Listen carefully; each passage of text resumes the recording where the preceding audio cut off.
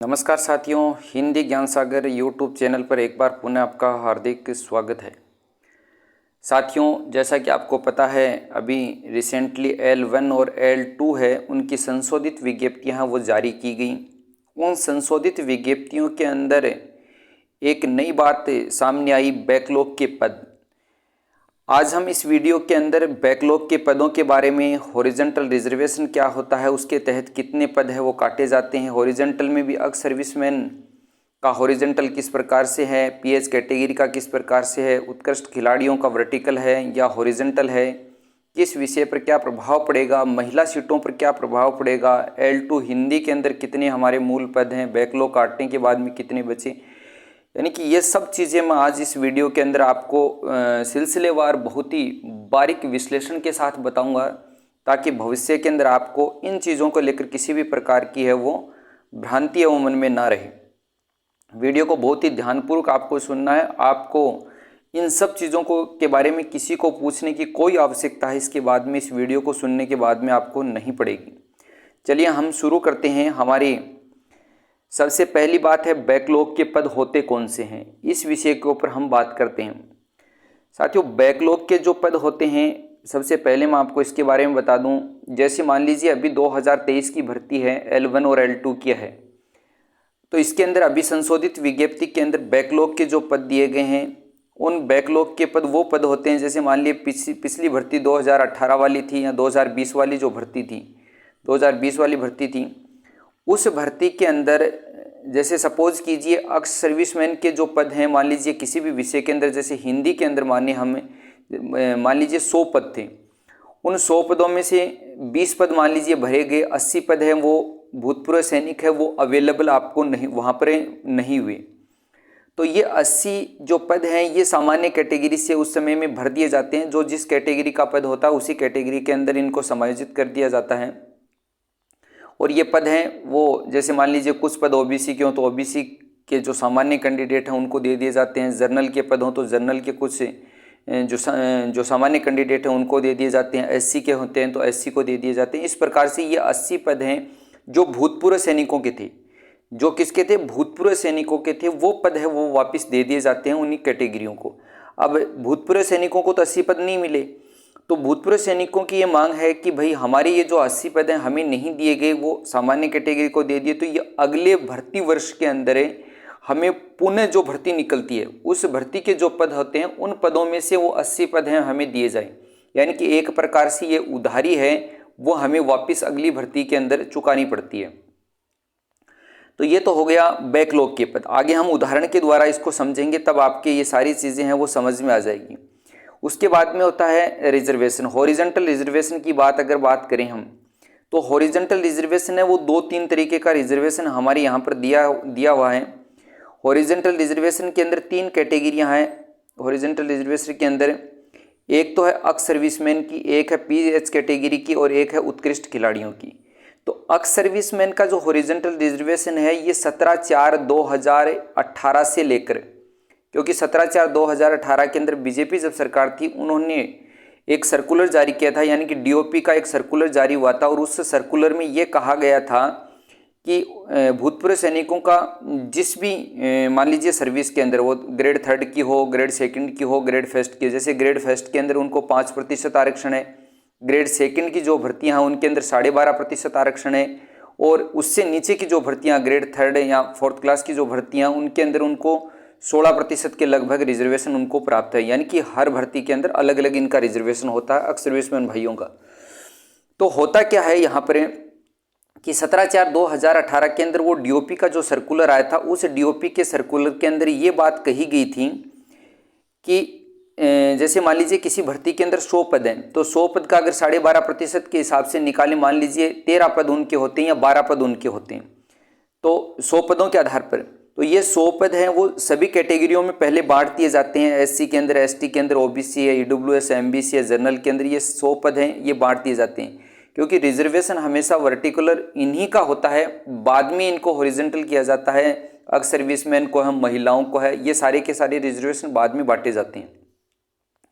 तो इनमें ये 13 पद हैं, यानी कि ये 13 भूतपूर्व सैनिक ये छांटेंगे सबसे पहले, और ये 13 भूतपूर्व सैनिक जिस भी कैटेगरी के हैं, मान लीजिए इनमें से 9 भूतपूर्व सैनिक ओबीसी के आ गए, तो वो 9 पद हैं, 9 जो भूतपूर्व सैनिक हैं उनको ओबीसी के पदों के अंदर 100 पदों के ऊपर ओबीसी को कितना रिजर्वेशन है, 21% रिजर्वेशन है। अब इस 21% रिजर्वेशन के अंदर भी जो पद हैं वो महिलाओं के अलग काट दिए जाते हैं, और पीछे जो 14 पद बचते हैं उन 14 पदों में से मान लीजिए 9 भूतपूर्व सैनिक आ गए, तो ये 9 के 9 ओबीसी के आ गए, तो ये 9 के 9 पद यहाँ से ले लिए जाएंगे। ये जो व्यवस्था थी ये 17/4/2018 से लेकर 17/4/2018 से लेकर दिसंबर 2022 तक ये व्यवस्था थी। 2022 के अंदर फिर कांग्रेस सरकार के अंदर वर्तमान के अंदर जो है उसके द्वारा एक डीओपी का एक सर्कुलर और जारी किया गया, और जो व्यवस्था 17/4/2018 को की गई थी उस व्यवस्था को उन्होंने पलट दिया। और पलटने के बाद में उन्होंने क्या किया कि भूतपूर्व सैनिकों का जो रिजर्वेशन हॉरिजॉन्टल है उस रिजर्वेशन को कैटेगरी वाइज बांट दिया। मान लीजिए 100 सीटें हैं, उन 100 सीटों में से 36 सीटें 36% बचता है जनरल का, तो ये जनरल का जो 36% बचता है तो इस 36 का 12.5% सीटें हैं वो यहाँ से दी जाएंगी। फिर मान लीजिए ओबीसी का 21% रिजर्वेशन है, 21 सीट होती हैं, तो इन 21 सीटों का 12.5% यहाँ ओबीसी में से दिया जाएगा। यानी कि कहने का आशय यह है कि जैसे एससी का रिजर्वेशन मान लीजिए 16% है, तो उन 16 सीटों का 12.5% दिया जाता है। तो इस प्रकार से इनको कैटेगरी वाइज है वो डिवाइड है वो कर दिया गया इस रिजर्वेशन को, एक्स सर्विसमैन का जो रिजर्वेशन है इसको। तो ये कैटेगरी वाइज हॉरिजॉन्टल रिजर्वेशन हुआ। उसके बाद में ये जो 2 कैटेगरियाँ और बच जाती हैं, जैसे पीएच कैटेगरी है और उत्कृष्ट खिलाड़ी हैं, इनका रिजर्वेशन जो है वो हॉरिजॉन्टल तो है ही है, लेकिन हॉरिजॉन्टल के साथ साथ में इसके अंदर एक व्यवस्था और ये है, जैसे मान लीजिए 100 सीटें हैं उसके ऊपर 4% के हिसाब से मान लीजिए 4 सीटें पीएच कैटेगरी फिजिकल हैंडीकैप जो होते हैं, यानी कि दिव्यांग जो कैटेगरी हो उनकी 4 सीटें बनती हैं। अब मान लीजिए ये चारों के चारों जो हैं पीएच कैटेगरी के हैं ये ओबीसी से आ गई, यानी कि उस 4 जो टॉपर हैं, 4 जो टॉपर पीएच कैटेगरी के कैंडिडेट है उन कैंडिडेट को यहाँ पर छांटा जाता है। और ये मान लीजिए चारों के चारों कैंडिडेट किसके आ गए, ओबीसी के आ गए, तो ओबीसी की जो सीटें होती है उन सीटों के अंदर इनको समायोजित किया जाएगा, उन सीटों के अंदर इनको समायोजित किया जाएगा। मान लीजिए ये चारों के चारों ओबीसी के ना होकर मान लीजिए एससी के होते, 2 एससी के होते और 2 ओबीसी के होते, तो 2 को तो भेज दिया जाता किसके अंदर, ओबीसी के अंदर, और 2 को भेज दिया जाता एससी के अंदर भेज दिया जाता। इस प्रकार की ये व्यवस्था है वो की गई है। और सेम व्यवस्था ही किसकी की गई है, उत्कृष्ट खिलाड़ियों की भी की गई है। उत्कृष्ट खिलाड़ियों का भी 2% रिजर्वेशन है और पीएच कैटेगरी का 4% रिजर्वेशन है। तो इसके हिसाब से ये हॉरिजॉन्टल रिजर्वेशन उसकी 2 कैटेगरियां बांट दी गई। एक्स सर्विसमैन का कैटेगरी वाइज 12.5% रिजर्वेशन होगा, और बाकी जो बचे हुए हैं पीएच कैटेगरी का और उत्कृष्ट खिलाड़ियों का, इनका हॉरिजॉन्टल तो होगा, लेकिन हॉरिजॉन्टल होने के साथ साथ में वर्टिकल भी होगा। यानी कि टॉप जो 4% पीएच कैटेगरी के जो सैनिक जो कैंडिडेट आएंगे या उत्कृष्ट खिलाड़ियों के 2% जो कैंडिडेट आएंगे वो जिस कैटेगरी के भी होंगे, टॉपर छांटे जाते हैं इनके अंदर, जो टॉपर होंगे वो जिस कैटेगरी के होंगे उसी कैटेगरी की ये सीटें जाके खाएंगे, बाकी कैटेगरी की ये सीटें नहीं खाते हैं। तो ये होगी हमारी हॉरिजॉन्टल रिजर्वेशन की बात, 2 तरीके का हो गया। अब इसके बाद में बात हम कर लेते हैं कि किस विषय पर क्या प्रभाव है इसका पड़ेगा। तो किस विषय पर प्रभाव पड़ने की बात यह है कि भूतपूर्व सैनिकों का जो बैकलॉग दिया गया है, अभी देखिए भूतपूर्व सैनिकों का जो सीटें हैं वो 2 प्रकार से काटी जाएंगी अब की बार। एक तो वर्तमान भर्ती के अंदर जितने पद हैं, जैसे मान लीजिए हिंदी के अंदर 2293 पद हैं, तो सबसे पहले तो हर कैटेगरी के पदों में से 12.5% के हिसाब से सीधे तौर पर यहाँ पर काटे जाएंगे, वर्तमान भर्ती के आधार पर काटे जाएंगे। और उसके बाद में जो बैकलॉग के पद दिए गए, हर कैटेगरी के जितने जितने पद दिए गए हैं, क्योंकि इनका रिजर्वेशन हॉरिजॉन्टल है और हर कैटेगरी का 12.5% है, इस कारण से वर्तमान भर्ती के 12.5% पद काटने के बाद, थोड़ा सा ध्यान रखना इस बात को कि वर्तमान भर्ती के जो 12.5% पद हैं उनको काटने के बाद में जो बैकलॉग के पद दिए गए हैं हर कैटेगरी वाइज, जो हॉरिजॉन्टल इसके एक्स सर्विसमैन के वो पद भी उस कैटेगरी में से इतने पद हैं, अगर भूतपूर्व सैनिक अवेलेबल होते हैं तो काटे जाएंगे। अब समस्या क्या है इसके अंदर, समस्या ये है कि किस विषय पर क्या प्रभाव पड़ेगा, मूल बात हमें ये देखनी है। तो प्रभाव पड़ने की बात यह है कि ज़्यादातर भूतपूर्व सैनिक हैं उनके अंदर क्या होता है कि फौजी भाई हैं वो एसएसटी और हिंदी, ये दो सब्जेक्ट हैं। इन सब्जेक्टों में सबसे ज़्यादा अवेलेबल होते हैं, क्योंकि उनकी जो लाइफ होती है, उनका जो वहाँ पर सर्विस करने के दौरान उनको बहुत सारी कठिनाइयों का जो सामना करना पड़ता है, तो वो इतना ज़्यादा अपनी पढ़ाई को समय नहीं दे पाते हैं। लेकिन एसएसटी और हिंदी ये दो सामान्य सब्जेक्ट हैं, सामान्य विषय, इनसे बचपन से जुड़े होते हैं। इनके कारण से ये जो दो सब्जेक्ट हैं ये इनके ज़्यादातर मिलते हैं। तो होगा क्या इसके अंदर, तो सबसे ज़्यादा प्रभाव जो पड़ेगा, सबसे ज़्यादा जो सीटें जो कटेंगी वो एसएसटी और हिंदी के अंदर कटेंगी। बाकी मान लीजिए साइंस है, इसके अलावा दूसरे सब्जेक्टों की अगर हम बात करें, जैसे इंग्लिश है, थोड़ा बहुत इंग्लिश पर भी प्रभाव पड़ेगा, संस्कृत है जैसे, तो ये विषय हैं, ये इनके कम मिलते हैं, भूतपूर्व सैनिकों के कम ये विषय मिलते हैं। इस कारण से इनके अंदर फॉर्म भी कम लगते हैं। और वैसे भी साइंस की और इंग्लिश की और अपने जो है और सब्जेक्ट कौन से बच गए इसके अंदर, साइंस और इंग्लिश के अंदर सीटें भी वैसे ज़्यादा हैं, तो इतने भूतपूर्व सैनिक अवेलेबल यहाँ पर नहीं होंगे। इस कारण से साइंस वालों के, साइंस विषय के, अंग्रेजी विषय के और जो अपने हैं संस्कृत विषय के, इन विषयों के अंदर इनका प्रभाव है वो ज़्यादा है, वो नहीं पड़ेगा। क्योंकि इनके जो वर्तमान भर्ती के जो 12.5% पद आएंगे वो पद ही इनके लिए काफ़ी होते हैं। तो बैकलॉग के पद हैं यहाँ पर हैं, वो इनसे नहीं कटेंगे। लेकिन हिंदी और एसएसटी के अंदर इसका सबसे व्यापक प्रभाव पड़ेगा। और जैसा सुनने में आ रहा है, जैसे मान लीजिए एसएसटी के पदों के ब्यौरा है वो कई लोग दे रहे हैं कि 1700 के लगभग पद जो हैं भूतपूर्व सैनिकों के फॉर्म लगे हैं, तो वो 1700 पद तो वहाँ से लेंगे अगर उनके पद हैं तो, जबकि वहाँ पर इतने पद हैं नहीं। लेकिन 1000 के लगभग मान लीजिए पद वो हैं, वो उनके दिए गए हैं हॉरिजन उसके वर्तमान भर्ती के पदों को लेकर, और जो उनको बैकलॉग के जो पद हैं उनको लेकर जो दिए गए हैं, वो सारे के सारे पद इनके भरे जाएंगे वहाँ पर। इसके अलावा मैं काफ़ी जगहों पर देख रहा हूँ महिला सीटों पर क्या प्रभाव पड़ेगा। बहुत सारे साथियों का ये प्रश्न भी रहता है कि इससे महिला सीटों पर कोई प्रभाव पड़ेगा क्या। तो निश्चित तौर से प्रत्यक्ष रूप से महिला सीटों के ऊपर प्रभाव नहीं पड़ेगा।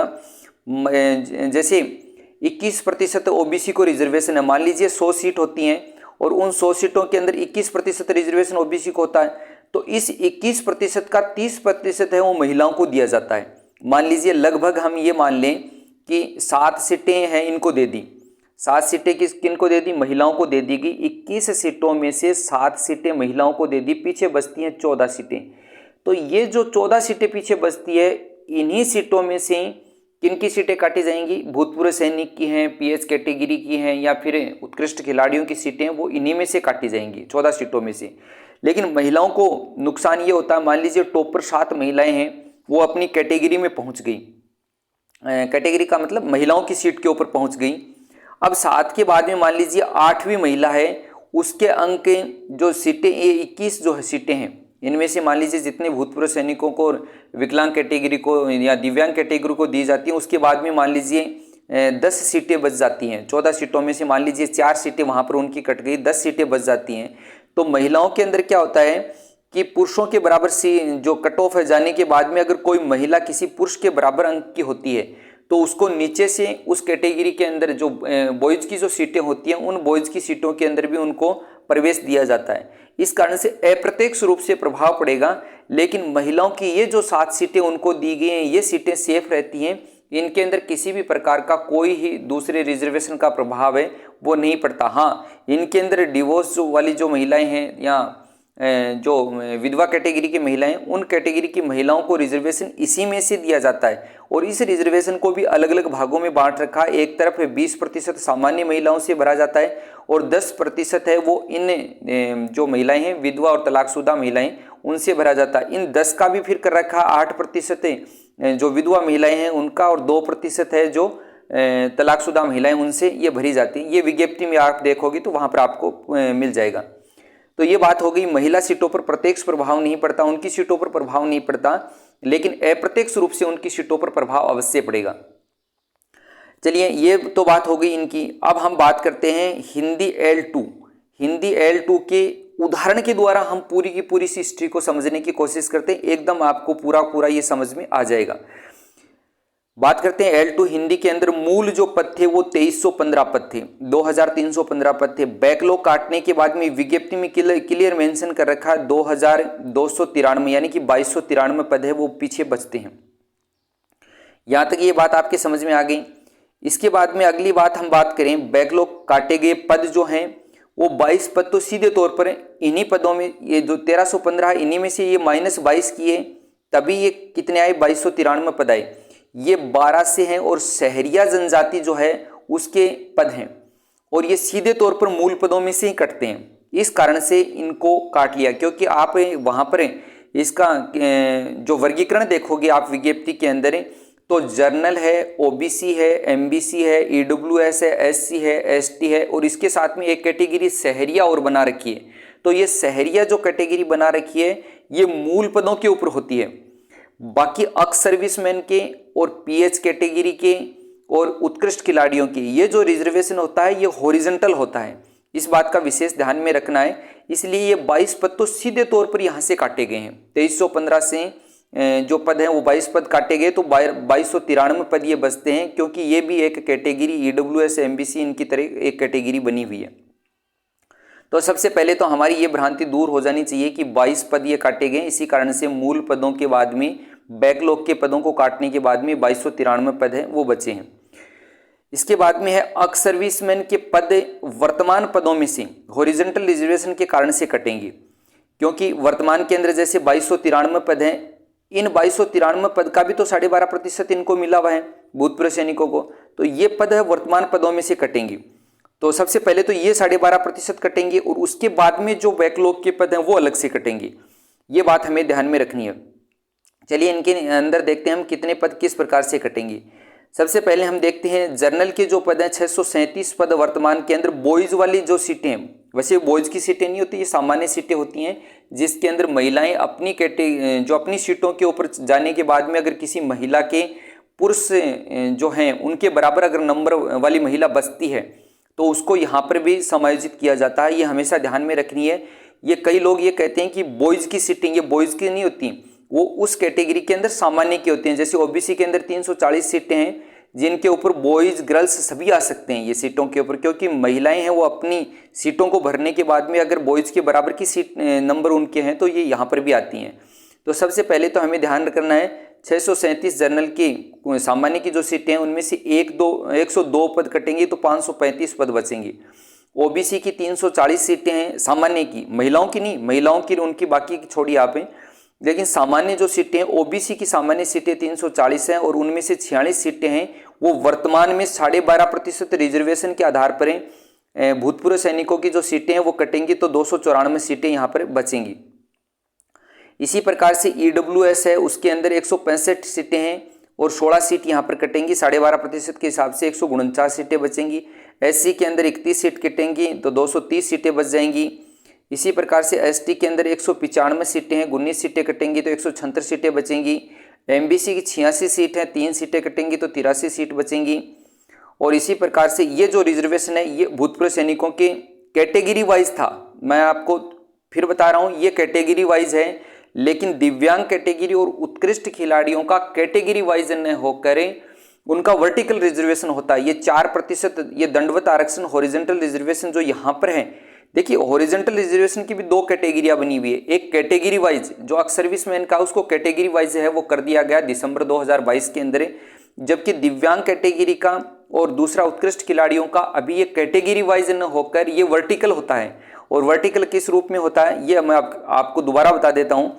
जैसे दिव्यांग कैटेगरी है उसकी 4% सीटों के हिसाब से इनकी 106 सीटें बनती हैं वर्तमान के अंदर।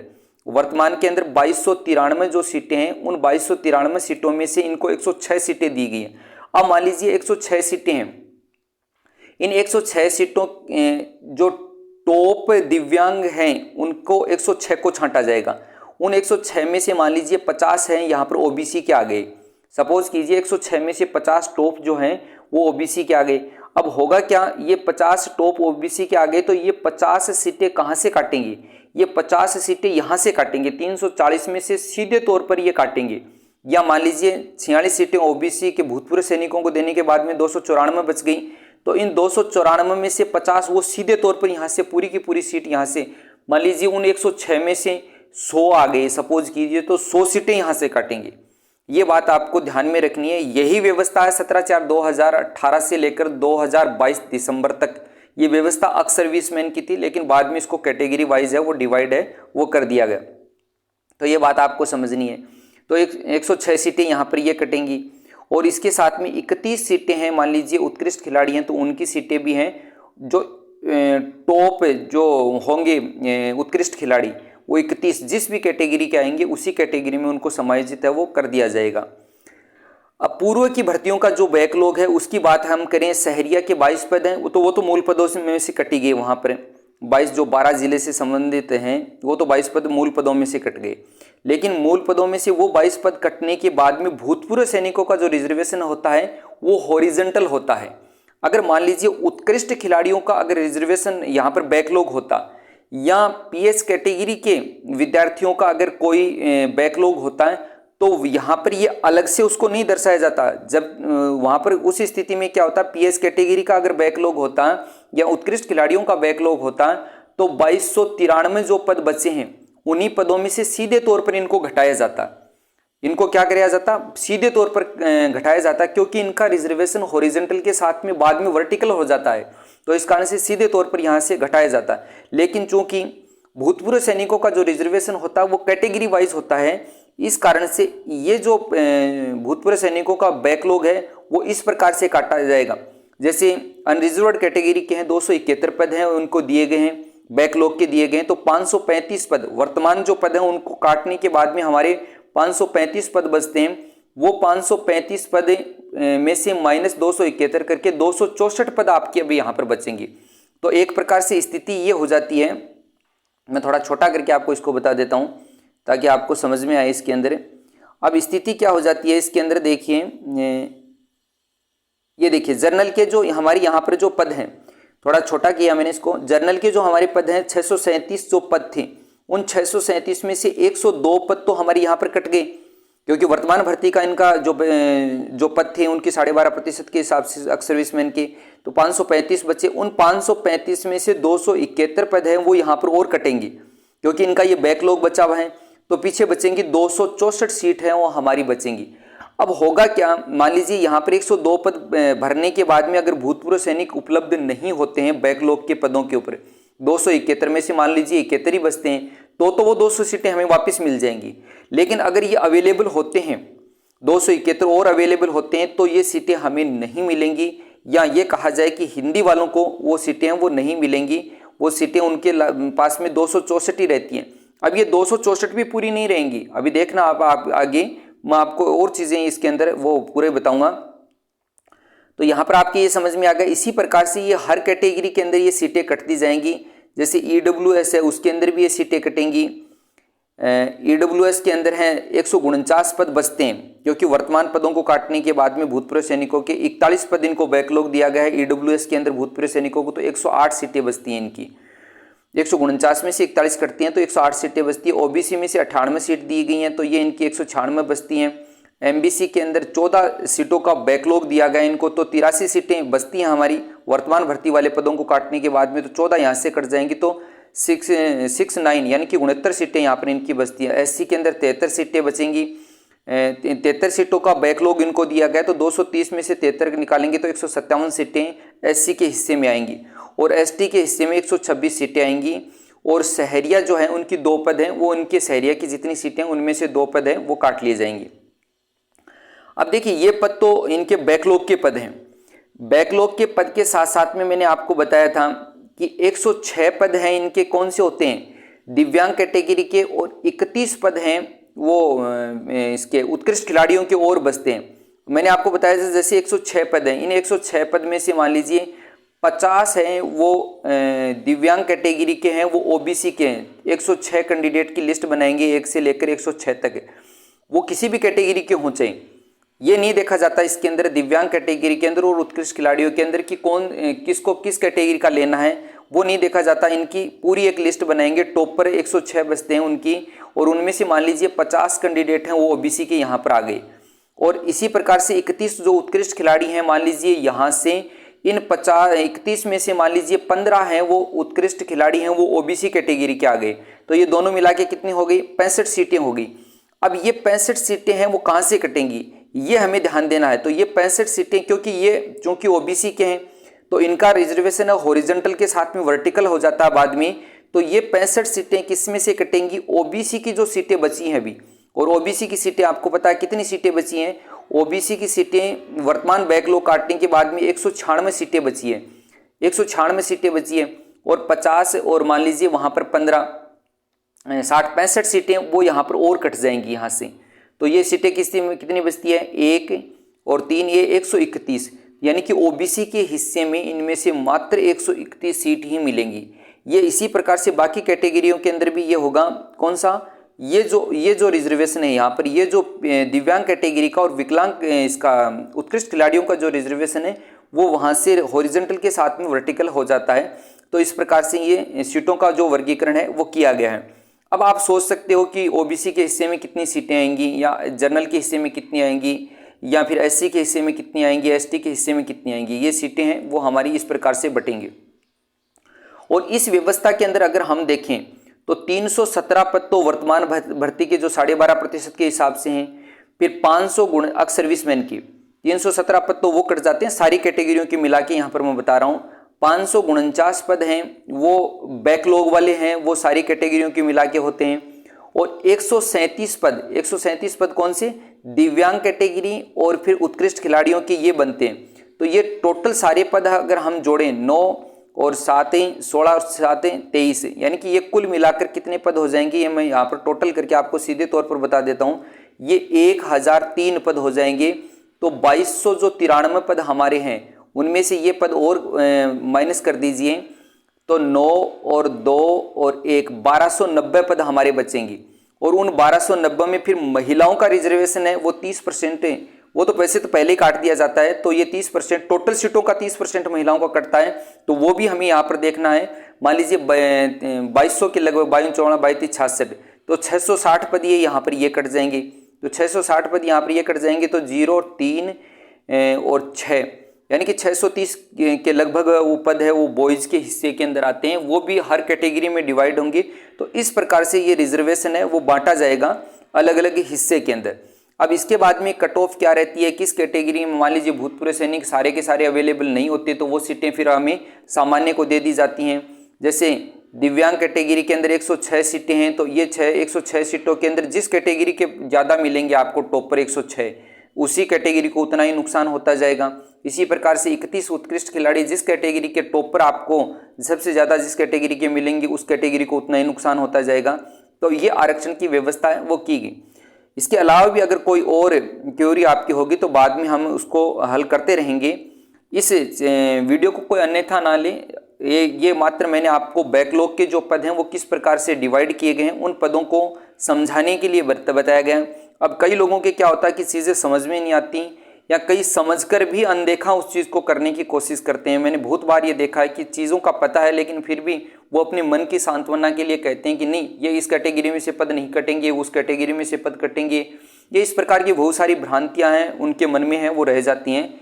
तो साथियों ये मात्र मैंने आपको बताने के लिए बताया है कि भाई किस प्रकार से बैकलॉग है, हॉरिजॉन्टल रिजर्वेशन है, पीएस कैटेगरी का किस प्रकार से, उत्कृष्ट खिलाड़ियों का किस प्रकार से रिजर्वेशन है वो बांटा गया है। आज के लिए बस इतना ही। चैनल को सब्सक्राइब अवश्य करें। बाकी भी मैं समय समय पर किसी भी प्रकार की ऐसी क्वेरी आती रहेंगी तो उनके लिए मैं छोटे मोटे वीडियो बनाता रहूँगा। चैनल को सब्सक्राइब अवश्य करें ताकि इन चीज़ों के बारे में आपको पता चल सके। और जल्दी मैं एक वीडियो और इसके ऊपर डालने वाला हूँ, उससे संबंधित जो हमारा आरपीएससी के अंदर उसकी अपनी जो काउंसलिंग है उस काउंसलिंग को अब ऑनलाइन किया गया कुछ छोटे विषयों का। और जो बड़े विषय हैं, बड़े विषय से तात्पर्य विषय सारे ही बड़े होते हैं, लेकिन अखबार वालों की जो न्यूज़ थी कि बड़े विषयों के लिए विषय सारे अपनी जगह पर बड़े होते हैं, लेकिन जिनके अंदर वर्तमान के अंदर वैकेंसियाँ ज़्यादा हैं, जैसे हिंदी के अंदर 1462 के लगभग पद हैं, तो ये 1462 के लगभग पद हैं, तो इनकी ऑफलाइन काउंसलिंग ही होगी। तो उसमें ज़्यादा पैनिक होने की आवश्यकता नहीं है। जिसकी ऑनलाइन है उनके लिए तो और भी अच्छा, वो तो हमें फॉर्म भरते हैं उसी के अनुसार से भरना है। तो उसके लिए मैं एक वीडियो और आपको बताऊंगा। एक वीडियो में उस फॉर्म को कैसे भरा जाता है, डिटेल्ड जो फॉर्म आता है आरपीएससी की तरफ से, उसको भी बताऊंगा कि किस प्रकार से ये फॉर्म है वो भरा जाता है। तो आज के लिए बस इतना ही। धन्यवाद। चैनल को सब्सक्राइब है वो अवश्य करें।